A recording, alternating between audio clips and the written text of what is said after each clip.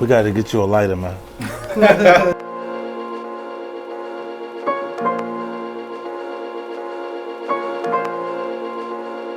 This shit done got federal penitentiary time. Do you understand this whole look? Like, Yo, what's going on, world? This your boy Najee from Cigar Talk, and man, today, it's a special day, man. We kicking off season 4. Now, y'all know usually I say special guest, man, but this brother seated to my left, man, this legend shit, man. I'm from Queens, so y'all already know what type of time we on today, man. I got my man, 50 Cent. What's up, brother? yeah, but happy to be here, man. Man, thank you. I appreciate you, big dog. Yeah, I got all kind of shit going on, man. I'm seeing it. Yo, first of all, I had the DVR for life the other day. I was out. I made sure I had to catch that last night. I DVR'd it, watched it, and dog, like, you got another one, bro. I'm glad you said that, Off man. rip though, like that's not even like no gas. Like I felt that. like I felt it. Like first episode, I know I saw you tweet like, you know, I've been set this up 2 years ago. Yeah. Talk about that, like just the process of like now that it's actually here, like that 2-year process of kind of setting it up like that. Yeah, the timing, like it doesn't run into anything because the other people weren't developing anything like that. You know what I'm saying? And what made me comfortable with and why the subject matter stood out so much was because Isaac is not like, Isaac Wright Jr., the story's loosely based on his life story, but it's not like one in a million. He's like the only one that we could point to under those circumstances. So when I heard it, like when he was telling me his story, I was listening, I'm like, I started Googling to see if it was real, if he capped it. Yeah, when he said it's real, because I'm like, he told me some bullshit, like, nah, and it turned out it's really real, you know what I'm saying? And I was like, I definitely want to do this, you know, so my man introduced me to him, I took care of him right there. Oh, hit him off right there. Yeah, straight. Here, come on, let me do this for him, I'll get this together. Right. You know, and then it took me some time to get it right from there, because I had already had a project called Con Law. Okay. And that was brought to me by APA, some of my agents. And when they brought that to me, it was cool, but it wasn't good. It wasn't real. It wasn't based on a true story. It was something fictionalized. Yeah. Now, how often would inmates have interest in going to the law library and working on a case? It's all the time. To represent yourself. Yeah, but he's a different case and situation, period. Like, you know, like, God defended himself from the beginning of his case. Right. Because he couldn't find an attorney that felt like it was a good, decent case that he could beat it. And then they was offering him 15 years, so he didn't cop out, ended up getting 70 years plus life. Yeah. Then, first person convicted under the Kingpin statute in New Jersey, first person wrongfully convicted. And then he actually went through, studying law until he started being a prison rep. This meaning if they catch tickets in a joint and they figure out how many days they're gonna be doing the box or whatever. Right. He can actually rep them at that point. And then start writing briefs for other lesser attorneys out on the outside. Yeah. Approaching their cases. So it's like the guy worked himself gradually until he gave himself full experience. For sure. Like when you met him, I mean, obviously, because the story in itself is crazy. Like I said, I was doing my research and actually reading the real shit once I seen you promoting it. Yeah. And the story itself is crazy. But like, when you met him, what was the vibe? Like, did you know just off of what he was saying? Like, damn, this is a TV show, or what was it that made it click for you? Like, yeah, when he explained the story, I was like, he was pitching a feature film. And I was like, nah, it's a series. Because a feature film would only permit 2 hours for me to tell a story in, when that journey is worthy. You need some time for that. Yeah, to get that to people to settle in and realize what that's like. Look, before we started, we were saying, imagine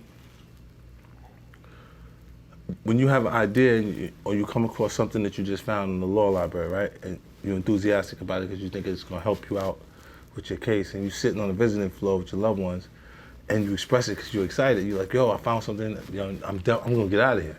Niggas ain't believing that. No. They're gonna look at you, and in their minds, they're looking at you saying, is this what happens when you see someone go crazy?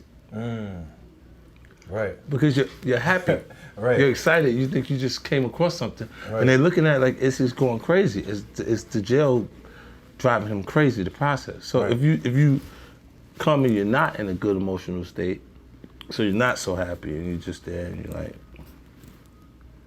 having a visit, they're like, oh, That's the jail, normal. That's how you're supposed to be. yeah, right? is the jail breaking them? Right. You know what I'm saying? Like either way, it's not, no matter how you feel, like it will register to a person on the outside that's not on the same journey. Yeah. Where they feel like maybe they're witnessing what happens when a person goes crazy. Right.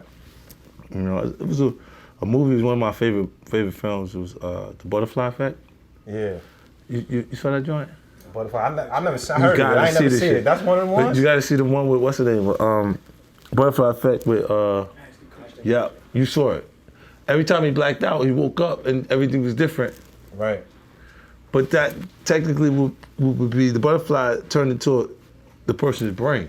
Right. And it's like, what is this? What's going on every time the person blacks out and comes back? Like they have a complete different viewpoint of things. So this is why we see them like they're completely nuts. Yeah.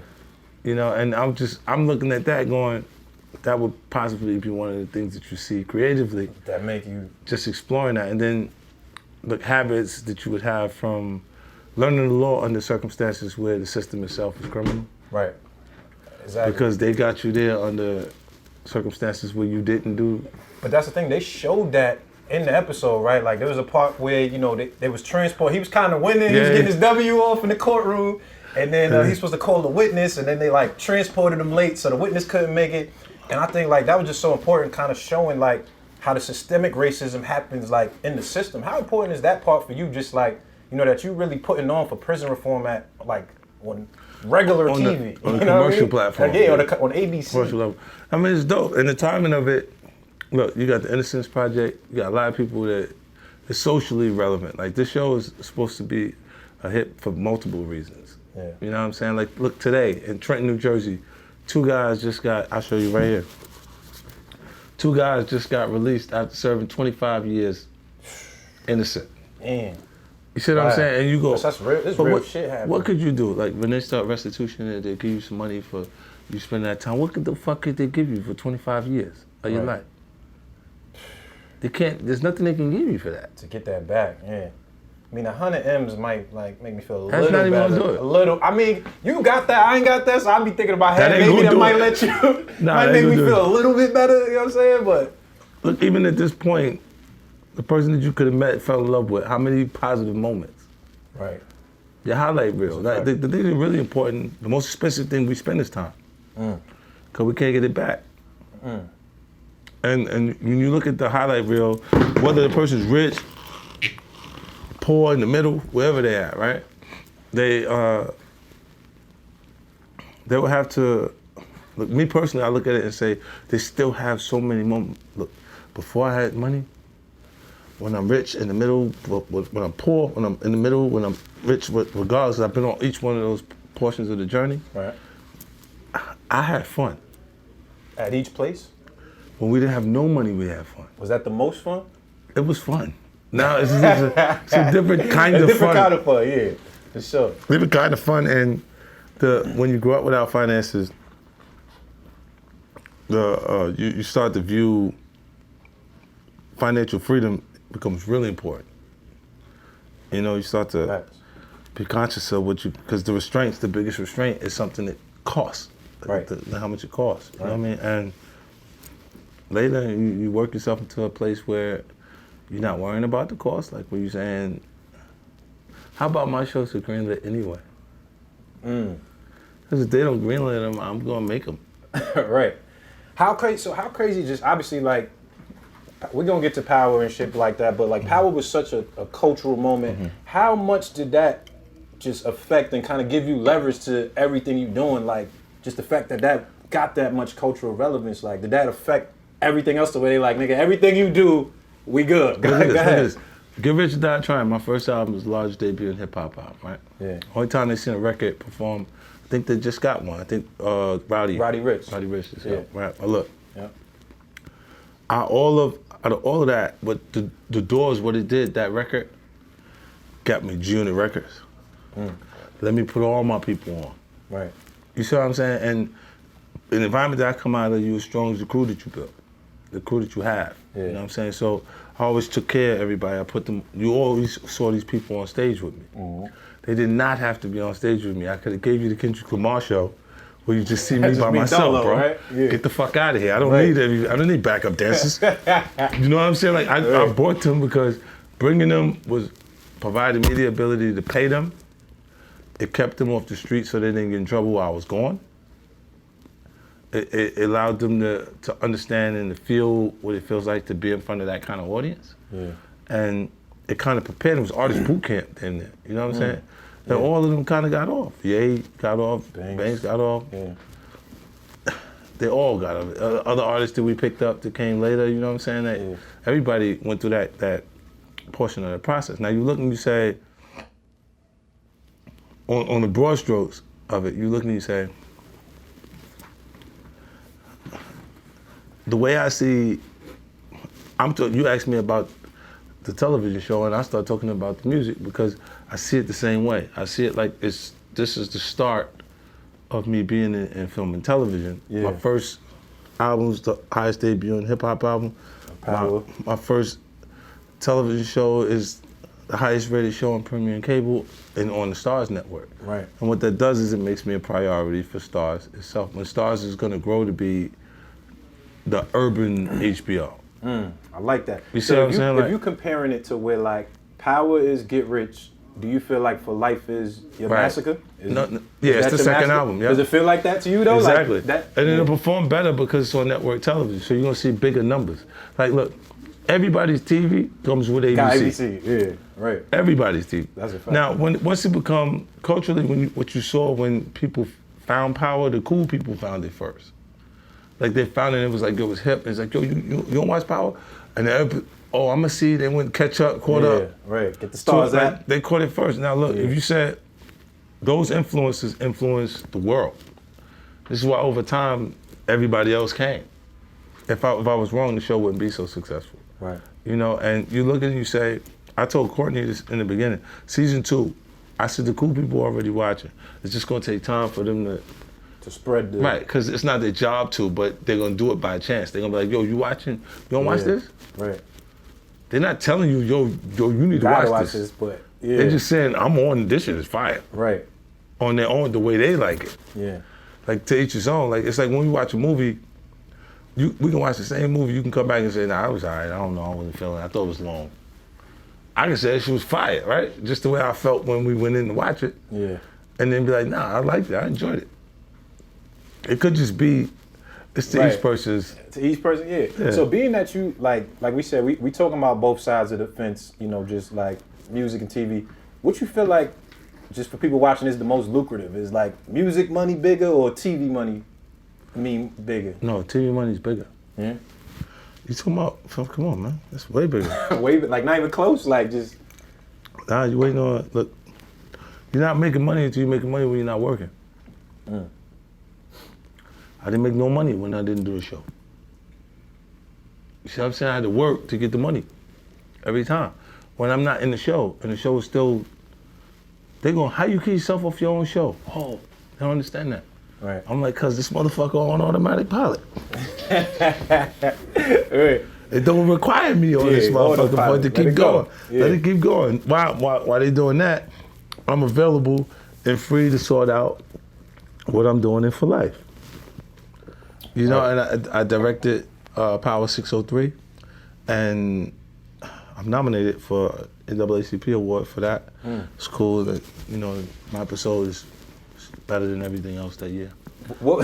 Talk your shit, fam. Talk your shit, fam. That's what we on. Cigar talk, baby. Yo, look, so how, because I feel like really, to me, it's only 2 niggas that's really doing this. It's you and Ice Cube. Y'all the 2 niggas that's really, when you talking about like your directorial debut, how much different is that than like the executive producing part? Like when you directing some shit. It's a huge difference. Like it's like you're the first person there, last person to leave when you directing. So it ain't gonna be no early days.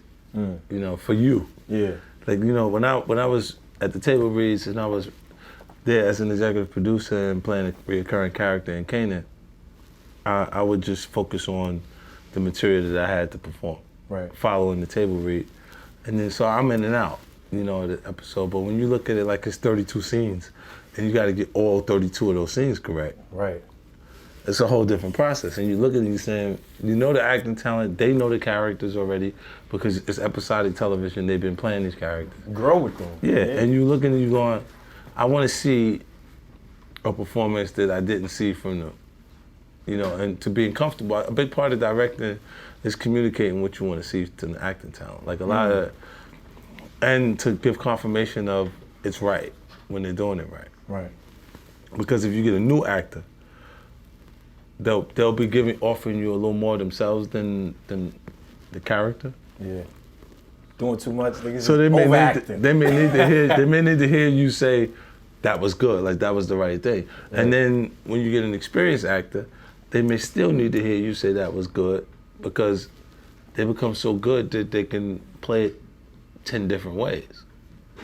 You know what I'm saying? If you got 10 different takes on it you can do, you're gonna need confirmation from somebody that they like what you just did and do that again. You know what I'm saying? Like, so they expect you to be there to communicate that to them. Absolutely, man. I mean, it's just amazing kind of like, you know, how much the culture really gravitated to Power and like fuck with it. Like, I saw Tariq, I forget the actor's name, but he was getting death threats. Like, niggas is really on his head. Like, nah, it's the Power Affairs is a little different. Yeah. You know, because it's the hood too. The hood is involved. Absolutely. And they look at the shit and they gonna be like, what? Little motherfucker, I'll fuck you up. Like, no, it's not a show, Tariq. Right, this is real. Like, you seen that meme where they said Tariq the only nigga for the hood that shot his pops for being there and spoiling him? I said, damn. Nah, man. But what do you feel like just like when we looking at the spectrum of Power, like, because I feel like the growth you were saying, like around season 2 and 3, like we kind of felt the impact growing. Check this shit out, right? I got paid $17,000 per episode. What? Season 1? The first 2-3 seasons. Whoa, wow. This was me getting the network pregnant with my idea. So in concept, you know I would have got paid more to just go to the nightclub and wave. Right. You know what I'm saying? So it wasn't, it was like it's me wanting the show to be the way I want it to be. You know what I'm saying? Like Power, this shit turned out like I expected it to. Yeah. You know what I'm saying? Like if Courtney, she was doing some, she had an idea, she would call me and tell me. We talk about things constantly. Whatever. I didn't dictate everything that she did, but what she would do is while we're talking, she'd go, say that again? Like I say something and she'll go, say that again? And she'll write it down. So she's just retaining everything. And it would show up in the material. But there's no telling if it showed up in Tasha's character, if it showed up in this character, if it showed up. But she knows what I'm saying is authentic and is real. And she was using it consistently, you know what I'm saying? And that's the kind of talent in Courtney that not every writer, showrunner has that. Right. Ability to just go, you know what? She's from Connecticut. She's saying, I don't know. You would know, right? Look, if I'm playing a character that just came out the joint, he know better than me. Right. So she letting you. He just got out the joint, so you gonna know better than. That's a fact. What transition and how it feels to just come home, or what that is when you just get back into the flow of things. Yeah. You know what I'm saying? Like it's different things that, you know, a person that's living it, he can play that character better than all of us. Right. And not overreact while you doing it. Because he know who he is. Yeah.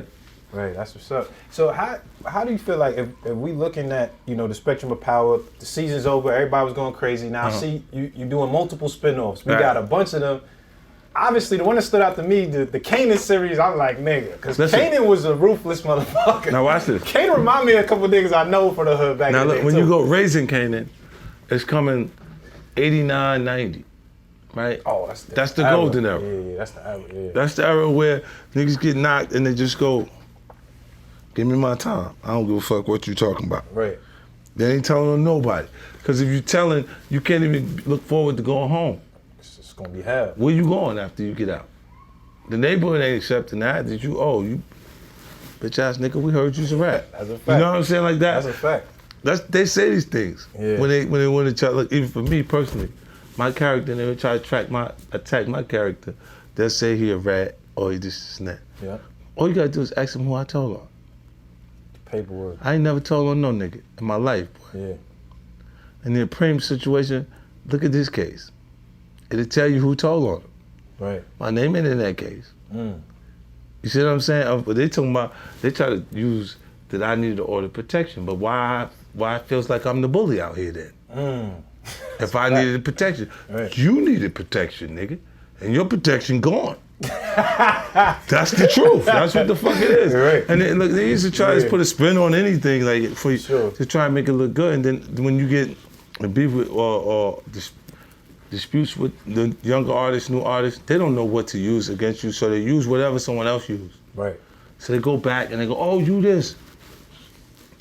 You heard it when Meek was talking shit, and then you heard it when French was talking, and it's like, I don't take offense to it when they're doing it, because I know what they're doing. Right. You know what I'm saying? I took offense with where it actually started, and you never see, let Jimmy Hinchman tell you I'm a snitch. Let Preem tell you I'm a snitch. Just say it one time. Right. You see what I'm saying? Because Jimmy been snitching since 1942. I'm talking Don Julio, nigga. That's a fact. Oh, it's real cigar talk shit now. No, I'm talking Don Julio. That's nigga. a fact, baby. Branson, shout out to the brand. Let me pull up a little more Branson. No, we shouldn't do this shit with liquor. Yeah, that's a fact. Niggas start telling the truth when the liquor around. A little bit, you know what I mean? Hey. Let me know. Let me know when you ready, nigga. I'm gonna leave this head. I'm good. I'm telling check the paperwork. That's all. Check the paperwork. All right, now Jimmy, you know that? The Jimmy the Rat. That's a fact. Yo, so look, Fifth, we gotta, cause last week was the 17th anniversary. Everybody giving you your flowers. We all on social media. 17th anniversary. Get Rich or Die Tryin. It's dope. And I remember, like, I was in 9th grade when this shit came out. And I remember that week, nigga, still vividly. Like, everybody was talking about this shit. I'm in 9th grade. I remember I left school first and second period. I was like, nigga, I gotta get, and it was limited. I called my African nigga on the Ave, like, yo, bro, y'all got that Get Rich? Like, yeah, come through. So we copped it, went back to school.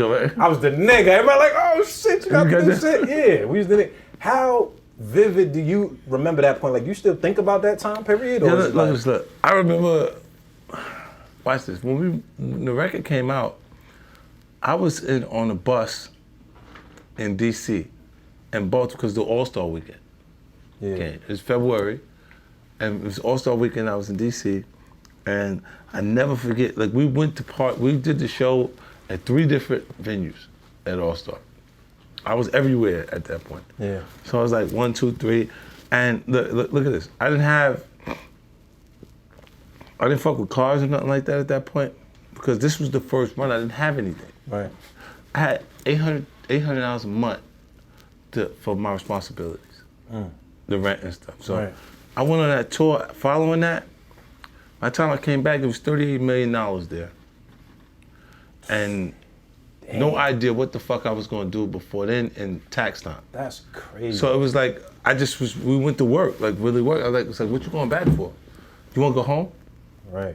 We didn't have shit at home. Right. The fuck you going back there for? Like, That's you know what I'm saying? Like, you wanna go home? Like, that was a threat. If you told a nigga, you told a nigga, shit, what? Say that one more time, you going home. Right. Niggas like, please don't send me home. Please don't send me home. I was a threat to a nigga instead of it being a privilege to go home and relax. That's a Niggas fact. like, nah, you going home. I want to work. And that's it. Look, it went on. Look at this. Look. It's elementary, right? The building blocks that you put down, essentially, if they keep moving, you can't build, right? So I set certain rules that was the basis for how we would be productive. I said, I don't care who you fight, do not fight someone that I came with. If you niggas have some sort of dispute or something going on, y'all tell each other, I ain't fucking with you right now, get away from me. Right. You go to the back of the bus, you stay at the front of the bus, whatever. You know you're uptight, but you just stay away from me. Y'all stay away from each other, right? Because if y'all have the fight, y'all both getting the fuck out of here. Y'all going home.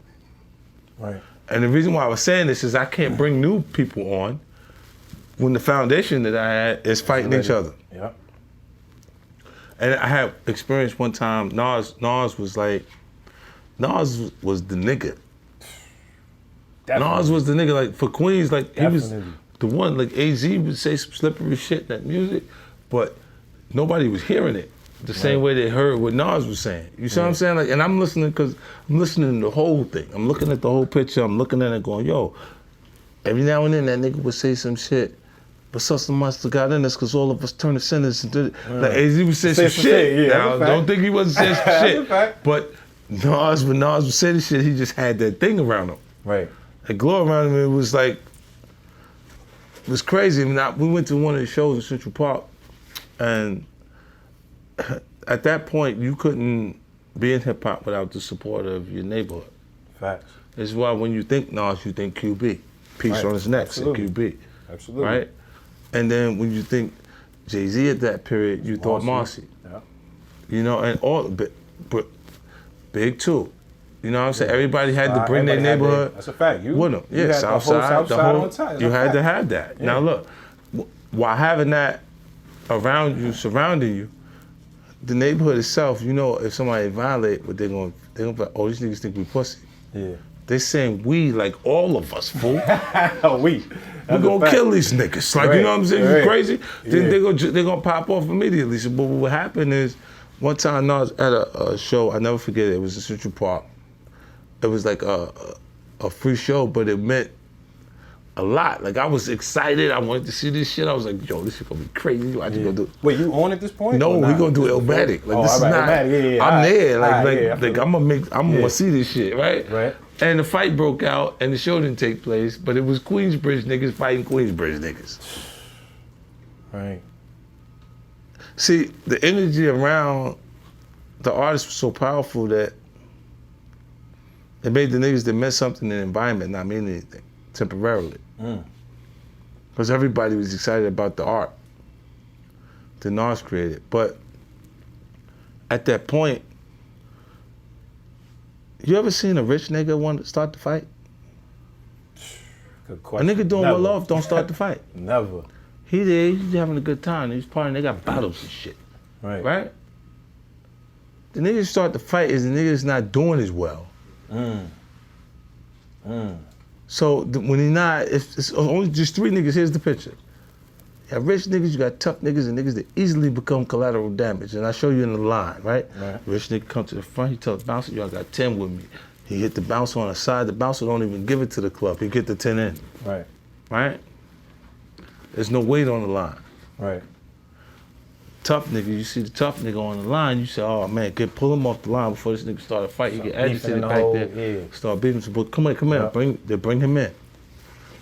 Him and his man come in with no problem because they just, you know, if you don't bring them, you cause a problem.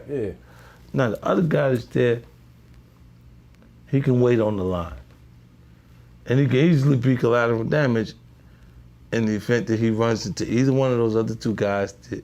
Because what happens is the tough niggas usually get around the rich niggas. And they're there to aid that.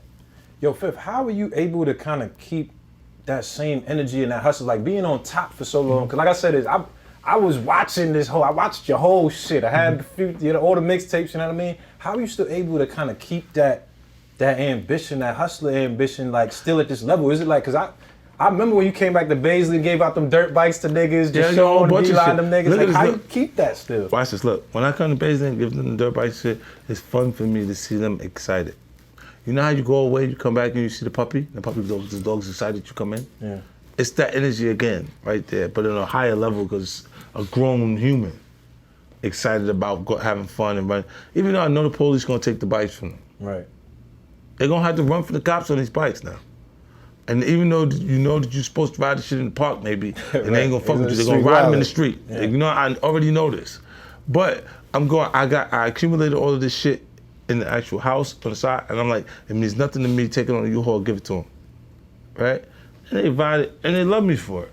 Absolutely. Like they'll look at you and go, well, man, they say whatever. The easiest way to turn a nigga on me is, that nigga got wild money, what are you doing for you? And they stop arguing in my behalf at that point, right? But the highlights are the things when I just casually come through and drop it off. Right? Because look, at the end of the day, I love them niggas. They standing there, they from the same streets that I grew up on. That's a fact. You see what I'm saying? I look at them like they're a version of me that hasn't actually blossomed yet.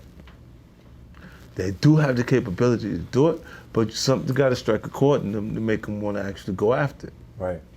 You know what I'm saying? I don't think that I drank special juice. I don't remember having a special cup.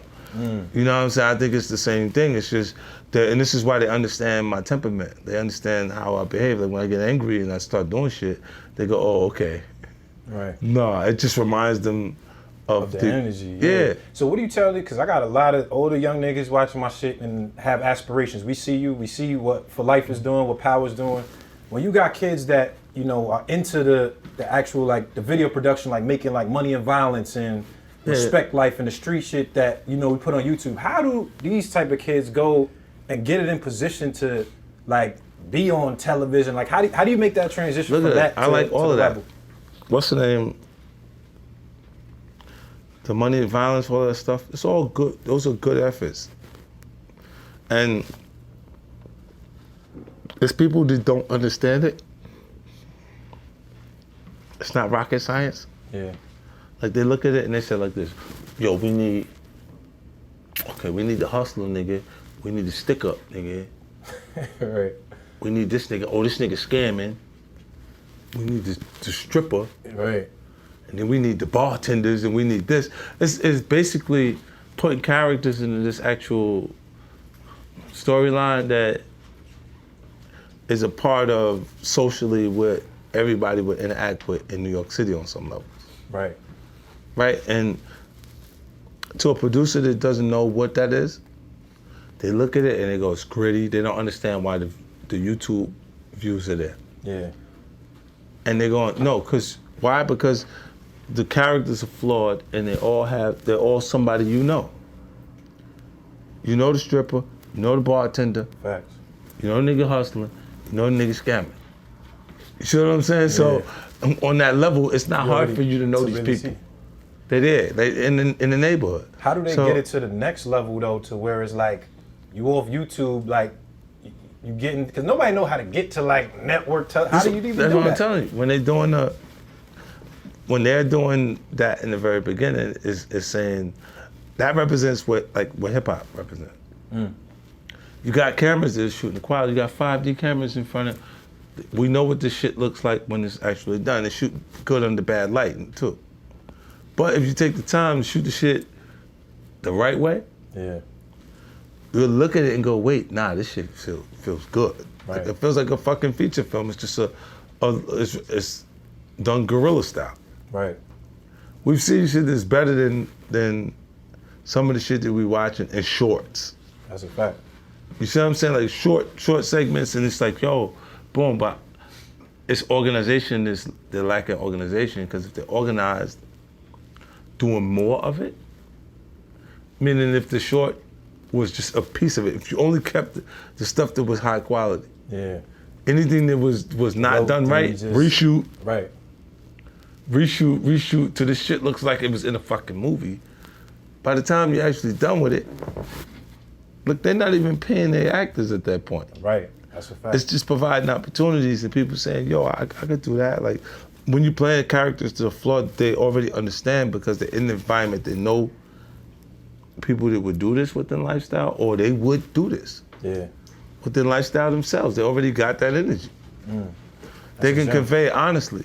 Right. You know what I'm saying? And then it starts to look like something worth watching, because we like, yo, now I like that it's rough. Shit rough, I put it on I have shit projected through the fucking projector, looking at it like it's a movie, and it's a YouTube clip somebody did for no money. Right.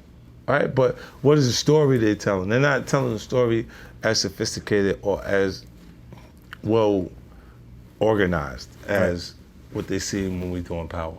That's a gem right there. I like that. They gonna feel that. The other one I want to kind of get, like, for the music niggas, obviously there's a lot of aspiring artists that watch this. I thought, like, it was an interesting debate that kind of went on.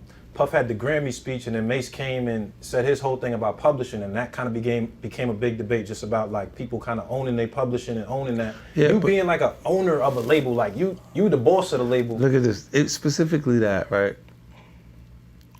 Puff to the Grammy speech, Mase say about the publishing. This is just personal shit between the two of them, and those feelings are there because they dealt with each other for years and years and years, right?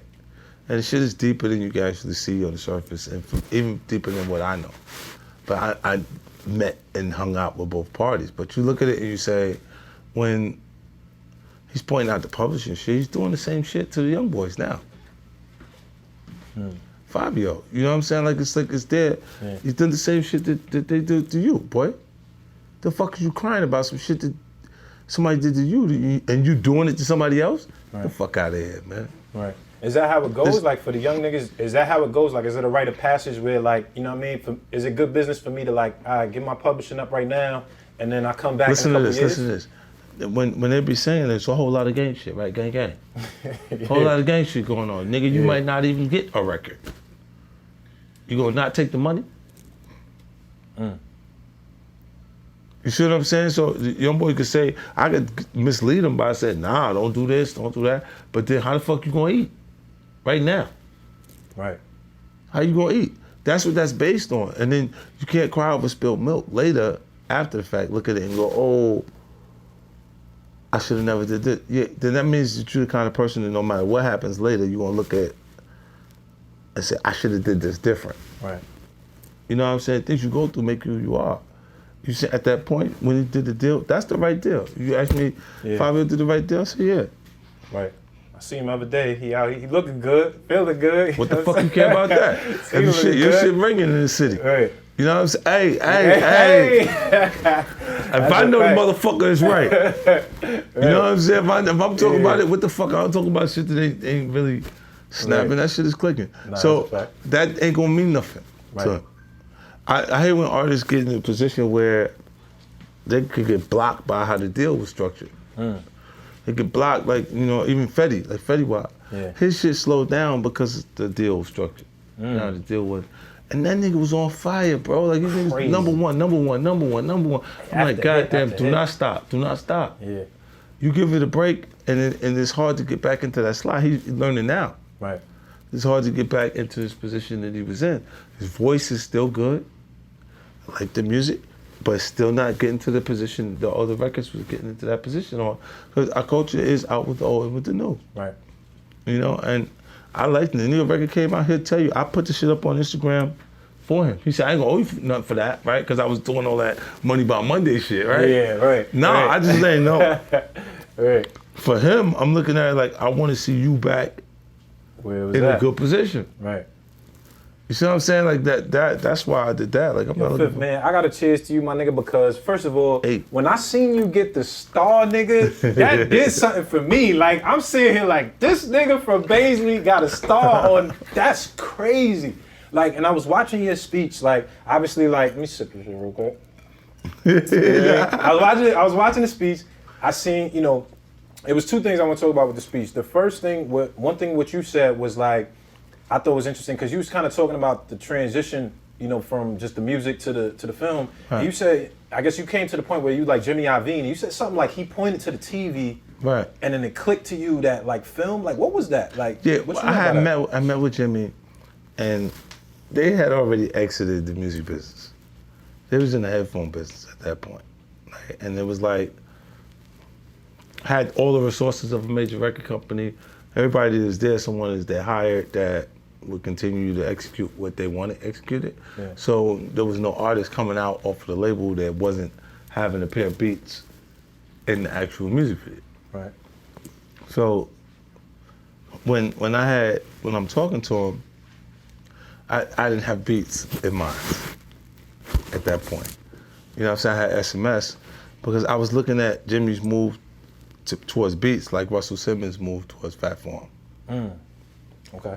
Because of Russell's move towards Fat Farm, we knew that you could take interest generated through hip hop and music culture to create urban clothing, and it can be successful. Yep. It creates Sean John, it creates Rockaway, it creates G-Unit, it creates Baby Fat, it creates all of this stuff, right? And it works. So when you see him do that, like if there's I'm not after the deal that he's after. I'm after the bidding war. I'm after who lost the opportunity to do that so they can buy my company. Right? If they buy yours for fucking $4 billion or you know, whatever, then you bought that for that and they buy mine for what? I don't give a fuck if they buy it for $300,000, $600,000.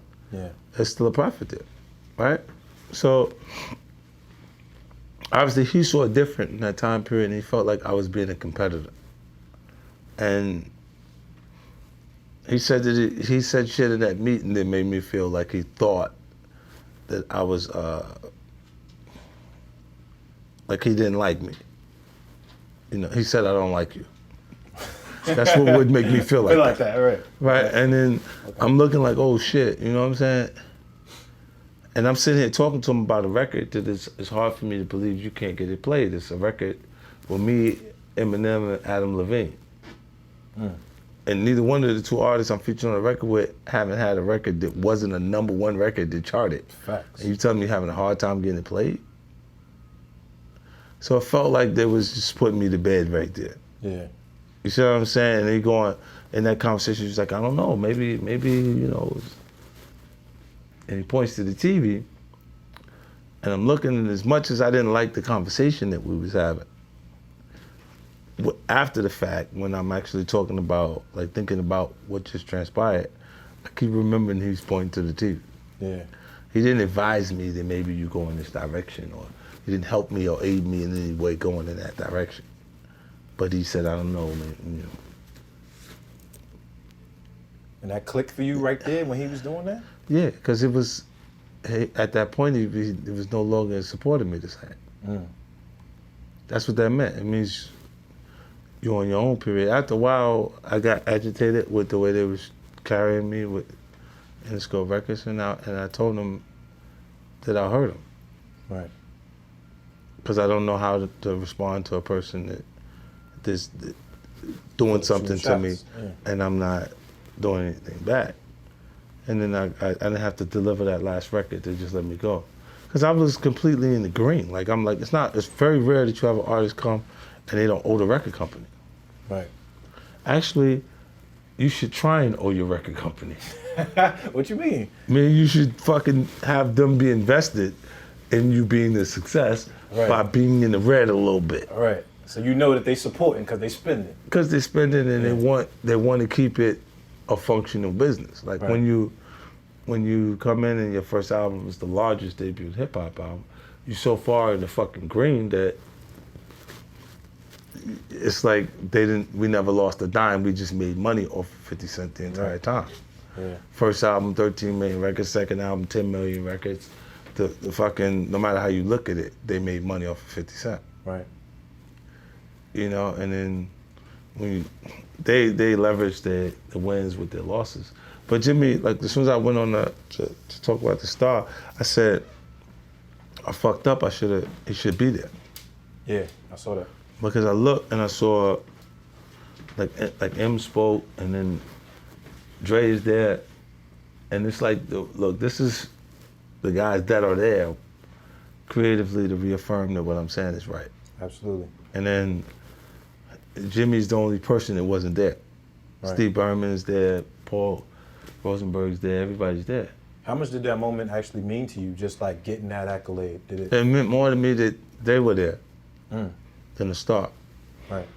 Because it didn't get, I felt like maybe I should have wrote what I wanted to say down. Yeah. Because you don't do that again. Right. That's you do that one time. That's it. Big, so man. I'm looking and going, no, it's cool, they're gonna give me the Star. But then when I got there and the energy around everybody being there made it feel like this is big. You know what I'm saying, for me, and then because of my friends being there, people that I work with. Right. Absolutely. I mean, I wanted to just kind of take, I don't want to hold up too much of your time, man. I'm appreciative of this time. I just wanted to kind of get into, because, like I said, that moment for me was like you giving, we gave you your flowers. That's what it felt like. Everybody here, like you had such an impact just on culture, black culture, period, American culture, you know what I mean? And kind of getting your flowers. And obviously the untimely death of Kobe Bryant kind of shook the world and shocked the world. And I know, you were, vocal and speaking about it. How much did Kobe kind of just mean to you? Because, I saw, you saying like, I ain't gonna beef for niggas no more, you know what I mean? But just how much did just punching right in the Kobe, face. How much did Kobe kind of mean to you? Did y'all have a relationship or? Yeah, Kobe was cool. Look, certain guys you look, music culture is cool culture, whether they want to identify with it or not. But what it does is it takes the athlete's mind off for how long he got to do what he got to do to be great. You know what I'm saying? And when Kobe outworked these boys like that he was actually playing against, the music was playing. In the car after he was done, the music was playing. Right. You know what I'm saying? And the different things. So he did have a connection to music culture the same. Like they are passionate about music. Like you see LeBron James is like what? Yeah, he came in the same year. Shit? Yeah. The same year I came in. Right. Like so we come in, it's like he could LeBron, the King LeBron. I'm like, what? All of the shit that happened is kind of in response to that at the same time. Yeah. When you see Junior Sneakers, that's Paul Fireman's response to losing the bidding war for LeBron James' lifestyle branding. That created Sean Carter, Wow. G-Unit shoes, Daddy Yankee. All those different things happened because it was $80 million laying there at RBK when they lost the bidding war for LeBron. It went for like 100 to Nike. I'll take some of that money. Yo, Fifth, man, listen, right I'm there. appreciative, man. I don't want to take up too much of your time. I appreciate you, man, doing this, bro. This is a major episode right here. You dropping some gems on niggas, man. Oh, good. They're going to catch on or they're going to miss it. And if they miss it, it's okay. Hey, man. Hey, this was a dope episode of Cigar Talk Season 4. My man Fifth, we drinking the Branson. We out of here, baby.